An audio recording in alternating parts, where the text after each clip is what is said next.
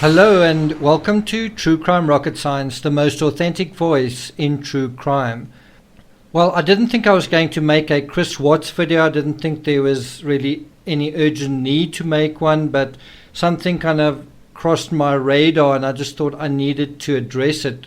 It's basically a creator that is repeating the idea that Shan'ann was taken out the back. And I guess if you say the same thing over and over again, it becomes the truth.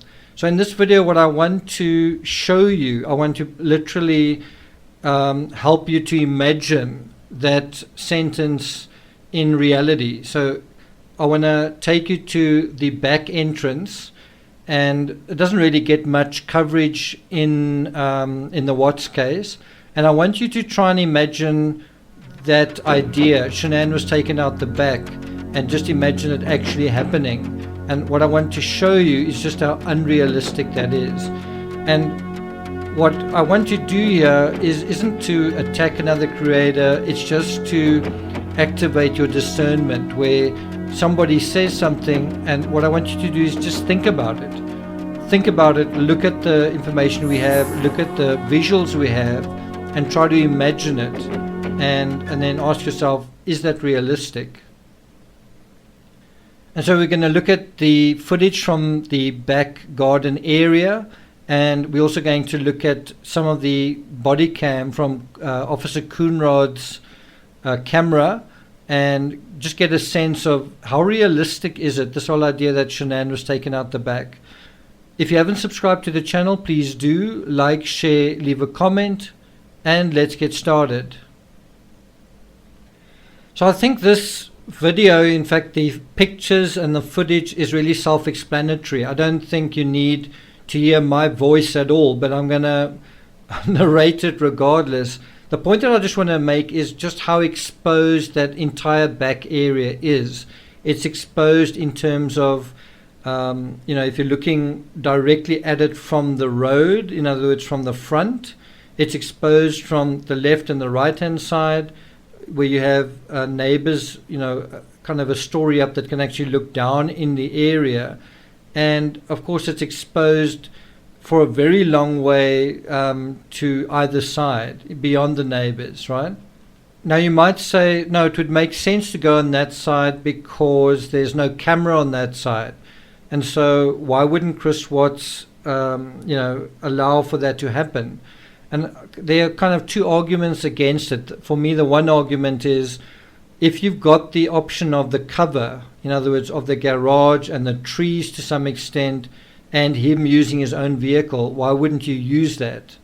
Because what you have here is basically the idea of someone carrying someone across the entire back garden, that entire flat space. There's no cover, and then I guess lifting what you're holding over the boundary fence and then carrying it to the vehicle that's parked there. Isn't that going to sort of raise suspicion? Now if you go through Officer Coonrod's body cam, you basically see him walking around the side of the house. You can see, so you've also got to ask, how would they transport her? Would it be around the side? I don't think so. Or through the sort of front area, where the kitchen entrance is. That doesn't make sense either, because that's elevated. And look at the view, just how exposed that is from so far away. Look at the line of sight, how far it goes in so many different directions. Do you notice? And there is the neighbor right there looking out over it. And how would you know that that wouldn't be the case from so many of the neighbors in that area, right? There's just so many opportunities to see into that area from so many different kind of vantage points. Do you see what I'm saying? So what you effectively got to imagine is the exit point from the home. So what is it? Is it the kitchen door? And so then from there onto the balcony area where he barbecued the previous evening, right? And then down those stairs, right? And then across the lawn, and then to the boundary fence, I guess, and then over that, and then kind of across that walkway to a vehicle. Now, is that a better option than that small little area in front of the garage, in the front area? Is that a better option in terms of being somewhat concealed, right? Now, certainly the camera is creating a problem for him, but I think he probably overestimated the trees giving him cover, and possibly even just also his truck and the cover of night, right? I think the other thing you've just got to imagine is the length of time Watts is sort of running around up and down his driveway. So if you say that he wasn't actually, that somebody else, in other words, that the statement is true, that Shan'ann was taken out the back, right? If you say that that is true, then are you saying that he was running around the driveway doing nothing just to create a distraction? Or was he actually legitimately kind of walking around the driveway loading bodies? Was he actually doing that?